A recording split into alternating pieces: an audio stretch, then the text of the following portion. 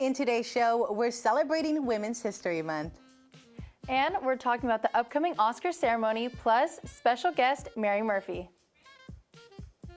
So stay with us because you're watching The Scoop.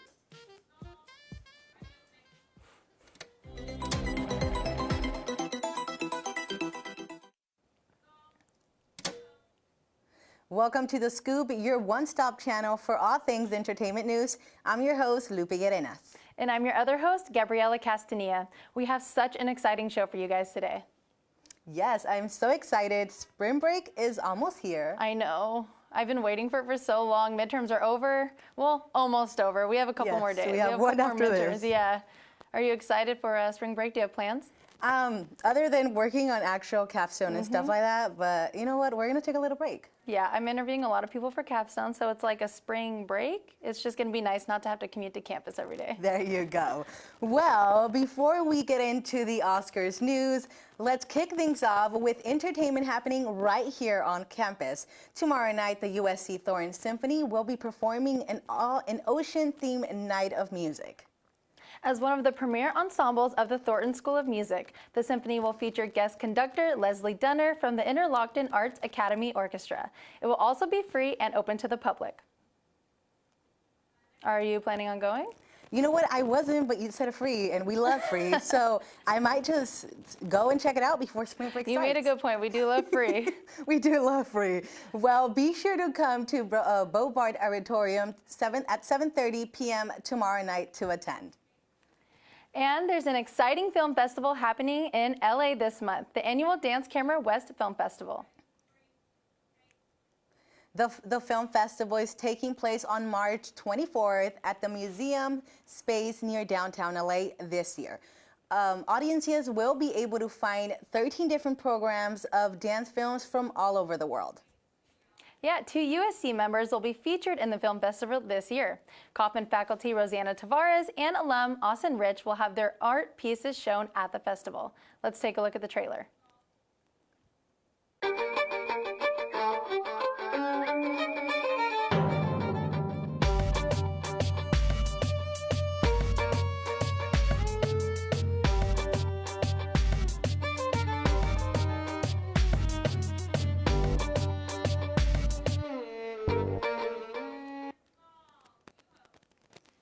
What do you think about that trailer? It is so powerful. Now, I know dance, sometimes to people, it's just dance, but just by watching that, it really resonated and just really connected with me. Yeah, the moves were really cool, and I think it went along with the music really well. It was super powerful, like you said. It really was. So, yeah, definitely make sure to go support your Kaufman faculty and alumni. Definitely. I will be watching the dance festival after class today. So let's switch gears. And did you hear that the Motion Picture Academy decided to remove 8 categories from the live Oscars broadcast? Yeah, I actually did hear about that. The categories that have been removed are documentary short, film editing, makeup and hairstyling, original score, production design, animated short, live action short, and sound. So what did you think about them removing it? Well, see, here's the thing. I can see the point of the Oscars removing it. However, I feel like every category is very vital and has a really big part in a film or a TV show. So I can see what they did that. It's just like, are you trying to make them less? You know? Yeah, I mean, I'm not sure if they're trying to make them less. I feel like it's for time's sake and they're just overestimating how much time. I mean, these ceremonies are really long. You hear from celebrities talk about them all the time about how long they are. But I do feel like I agree with you. It is extremely important that all positions, no matter how big or small, are awarded, definitely on television too. Exactly. And well, let's hear what junior SCA student, independent filmmaker, and editor Vanessa Cheng thinks about the Academy's decision. Sound designer and director, I don't see sound design has less impact on a film than a director. As always considered the most important award in commercial films, Academy Awards should encourage, celebrate these individuals' efforts and accomplishments, even if they're not the director or producer. I'm really disappointed that they chose to lessen the weight of these jobs and efforts this year. They send a message to the public, to the filmmakers, that some creative disciplines are more vital than others, which is not a fact. Yeah, I agree with Vanessa, everything yeah. that she was saying. I feel like it's super important to have representation and just seeing younger, the younger generation see that all positions get awarded and all positions are important. And I think that often many of these positions are swept under the rug and you kind of just hear about the directors or the producers or like the bigger names, especially the actors. So I just think it's important that every single job is awarded and presented on television. Yeah, exactly. I've watched the Academy Awards before, so I totally agree with that. So we'll definitely see what they'll do this time around. Well, from Oscar awards to Oscar fashion, let's take a look at Dress to Impress, the compilation of standout fashion moments by our reporter, Anaja Smith. You start.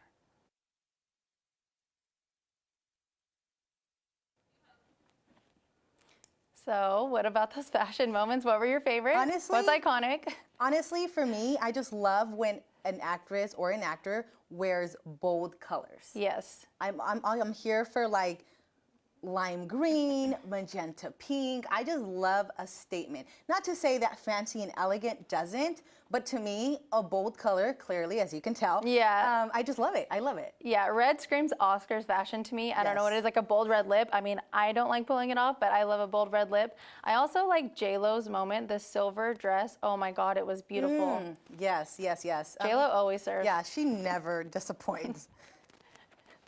It's Women's History Month, and our reporter Marilyn Parr is going to take us down Oscar Lane and share moments where women have dominated the award show. Let's take a look. Women have been dominating the movie industry for a long time, and it's only right that they receive their golden man. Let's start with Hattie McDaniel. She became the first Black woman to win the Oscar in 1940. She would soon pave the way for Halle Berry's emotional Oscar speech in 2002. In 1962, Rita Moreno became the first Latina to win an Oscar for her role in West Side Story. Just like Halle Berry, she too couldn't process the win. I can't believe it! Good Lord! I leave you with that. We can't forget about Catherine Bigelow becoming the first female director to win the Best Picture award in 2008 for Hurt Locker. Fast forward to 2021, and Chloe Zhao became the second woman to win the director category for her film Nomadland. And let's not forget about the funny moments like Jennifer Lawrence's fall up the steps. When accepting her award, she said, "You guys are just standing up because you feel bad that I fell, and that's really embarrassing, but thank you. This is not..." and when Ellen DeGeneres created selfie history. That's good. Look at us. Nice. There are so many other women who've dominated the show, so make sure to tune into the 94th Academy Awards to see the next group of women make history. For The Scoop, I'm Marilyn Parra. Talk about women empowerment. Yes, we love a fierce moment.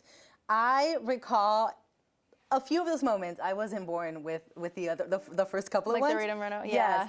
But I recall the Jennifer Lawrence one. I recall the iconic Jennifer selfie. Lawrence was super elegant, just like acknowledging the trip and just making it super graceful. That's a really good recovery. Yes, yes. And in that selfie, I remember I was on Twitter. I retweeted that selfie. I remember. And Wasn't then it like the most retweeted tweet of At all that like at the time, time? at that time, yes, it Yeah, was, Ellen yeah. made like that. She was a great host. I really enjoyed her. And that selfie moment, there were so many known like Bradley Cooper. Oh my God, it was great. It was iconic to say the least. Well, coming up, we are going to have our special guest, USC Entertainment professor Mary Murphy, to share her exclusive view on the Oscars.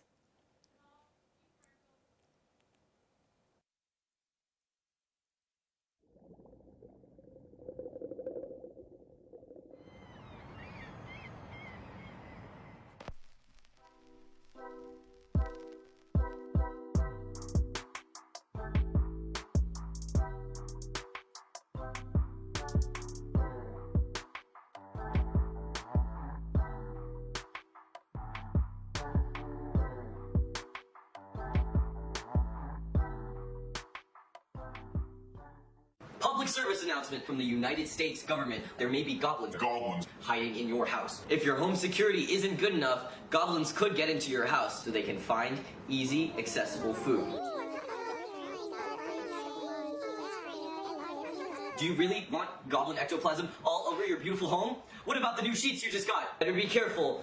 Studies have shown goblins. If you have a goblin infestation in your house, you should round all of them up, put them in a pot, and bake them in the oven at 400 degrees. You love Uber Eats, the #1 app for getting your favorite local and chain foods delivered right to your door. Uber Eats is proud to present Uber Feeds. We want to go all the way for our customers, which is why we will have Uber Feeds delivery drivers literally feed your meal to you. Safety is our #1 priority, which is why every driver is vaccinated. Better yet, download now and get a delivery and feeding absolutely free. Uber Feeds, stuffed in more ways than one. Feeling overwhelmed by school? Homework assignments keep piling up? Crippled by existential despair? Caffeine not cutting it? Well, then I have a solution for you. Procrastination. Wow, so how does it work? Simply take your work and stop doing it. Play video games. Go on your phone. Endless possibilities. Boy, howdy, do I feel relaxed. Thanks, procrastination.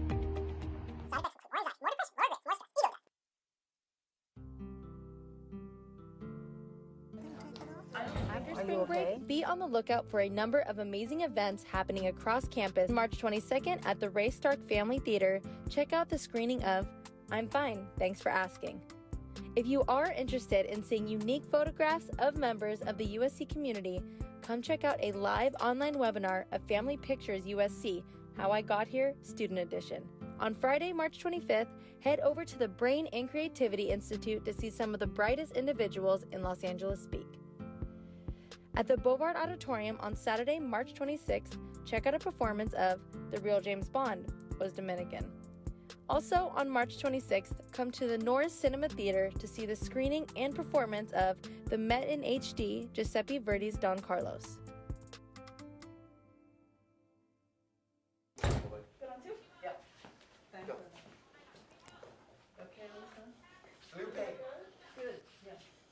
Hello, everyone, and welcome back to The Scoop. Today we have a special guest, Mary Murphy, in studio with us. Mary is a USC professor, entertainment journalist, author, and the list goes on.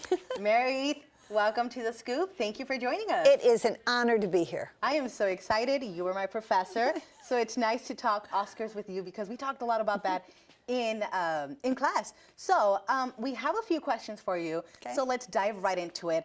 The past couple of years, the Oscars have had low ratings, right? Oscars viewership. Why do you think less people are tuning in to the Oscars in the previous years? Well, first of all, I loved what you all said about everybody should be included, but you all don't watch it. And that's one of the reasons they cut the categories. They had to change. Why? For you. They needed your viewership. Too long. People in America always watched forever, and they sat through. They got their food during those categories. Now, boom, short, sweet hosts, and they want you. They want you to watch. The person, well, okay.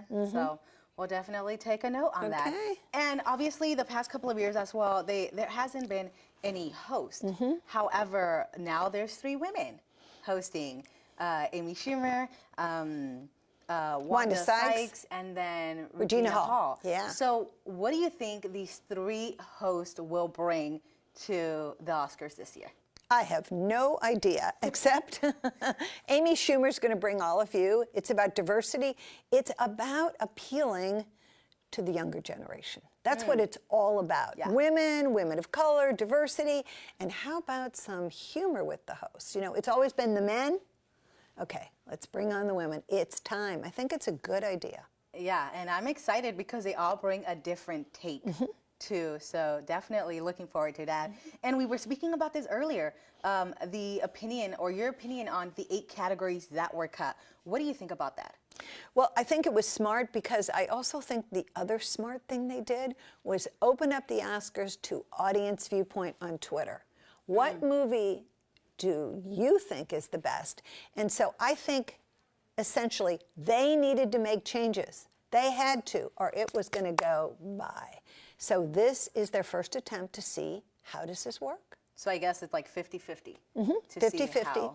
Yeah, I think 50-50. But it was necessary. Yeah, changes need to happen at a certain point. And it was definitely time for the Oscars. Last but not least, you are huge when it comes to the Oscars. What are your thoughts on the nominations? You mean all the nominations or like picture? who do you think might take home All the right, Golden so Man? it seemed to be Power of the Dog, Benedict Cumberbatch, whatever. And now, once the SAG Awards happen, Coda, now leading. We have all these different actors and actresses who are about to emerge. No one knows. That's the great thing about these Oscars. Yeah, and then for me, I think I am a big Disney fan. So I love that Encanto is nominated. That's one of the films that I watched with my nieces, with my mom, and with my my friends. So it was a film that I could watch with so many people, and it could relate to so many of us in different ways. You know, as for my nieces, you know, they're young, so it was more of like the Disney type. But for the older people, my mom, my friends, we were able to connect with the film on a deeper level. And I feel like a lot of people that watch films like the Encanto one are just able to connect with them in a different form. Do you agree? When you watch a film, are you able to connect with them at a certain point? Yeah, I do. Like, I connected with Belfast. I'm Irish. I've been to Belfast. I've been in the middle of that war. I understood from that movie what it was like to have a country and a city and a block torn apart. So yes, I also took a member of the IRA with me. Oh, wow. To the screening. Well, how was that? It was great. He didn't like it that much because he said it was from a Protestant point of view, but it was really good to have a member of the IRA sitting next to me. He snuck into the country, by the way. Oh, wow.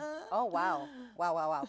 And you've been at the Oscars as well, correct? Many times. Talk to me about that experience, because so many of us want to be, you know, there one day. How has it been? And what do you think what goes on that people don't see? Well, the interesting thing is covering the red carpet, because the red carpet is where you get the interviews. And if you're a journalist, this is your worst nightmare. You're on the red carpet interviewing some person, and then suddenly Bradley Cooper walks by, and you're going to miss them. So you have to say to that person, sorry, and you scream, Bradley, I'm here. But it's really fun to cover it because it's a communal thing with journalists. There's journalists, there's celebrities, there are people you've interviewed all year, and it's exciting.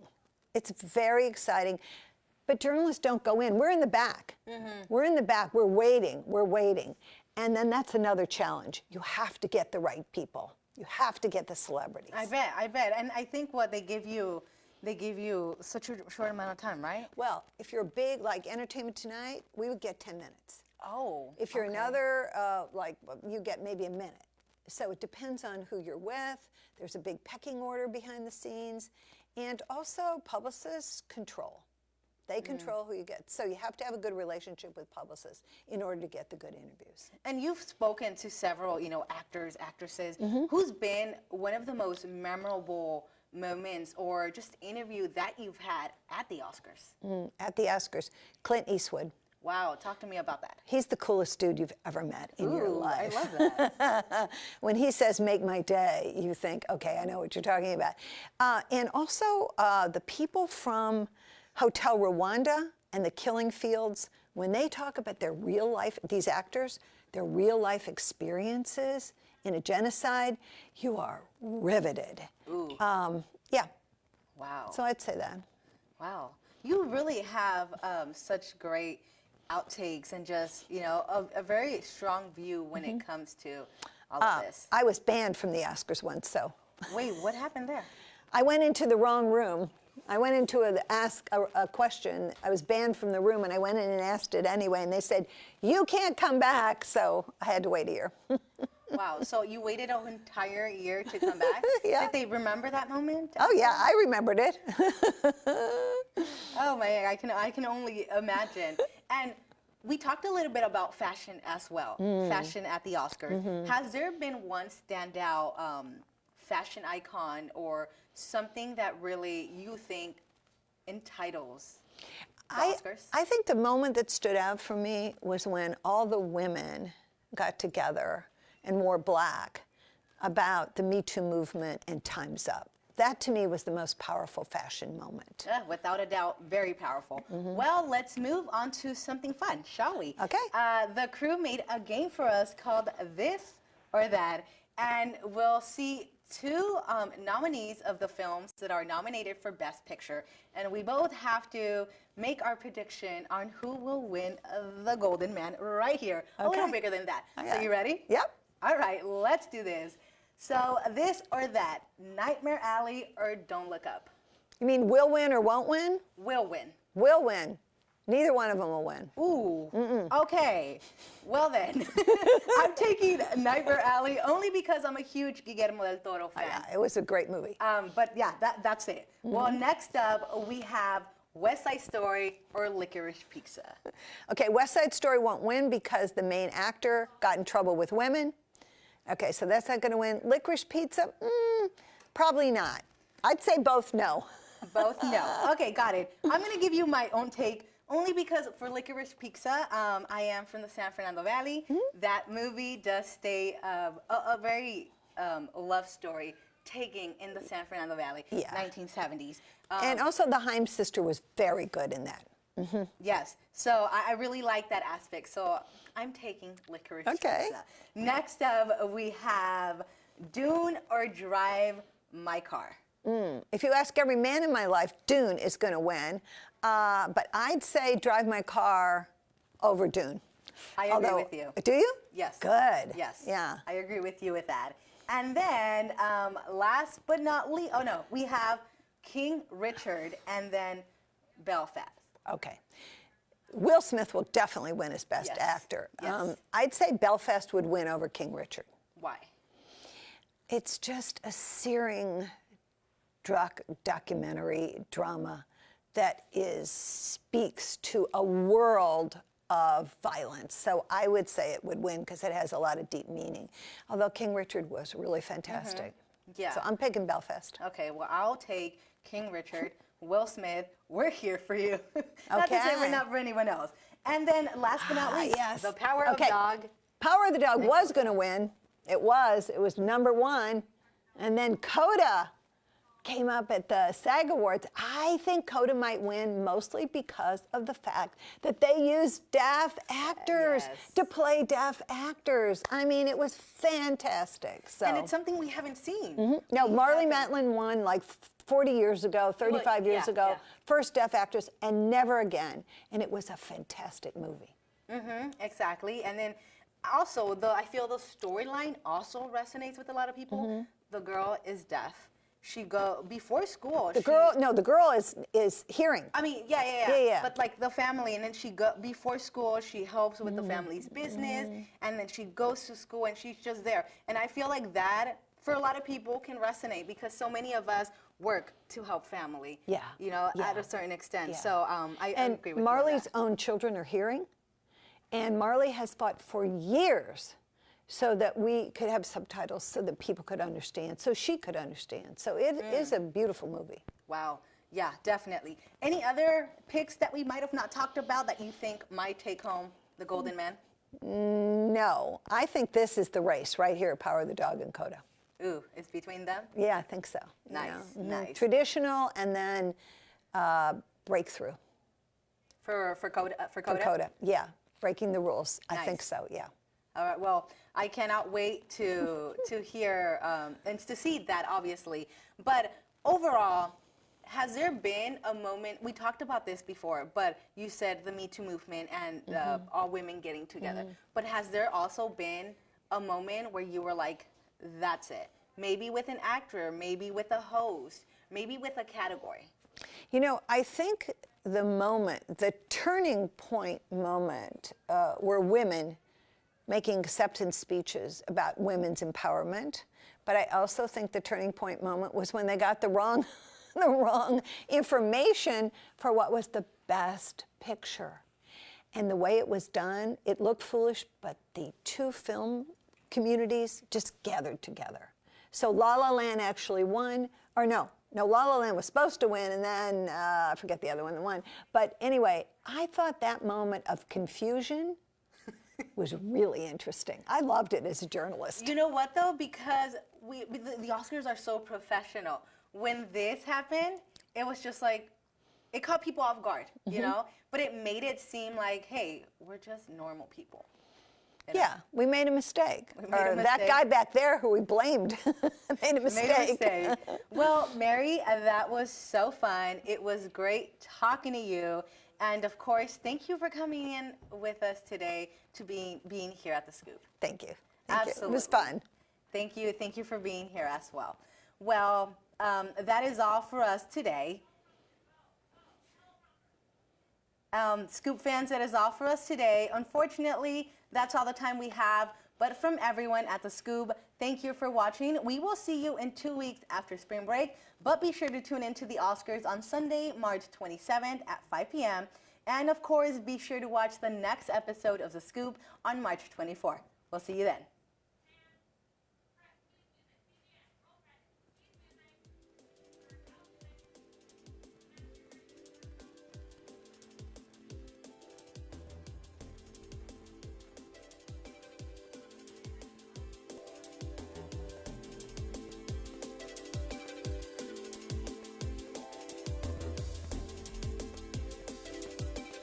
All right. Thank you for coming, That was Mary. fun.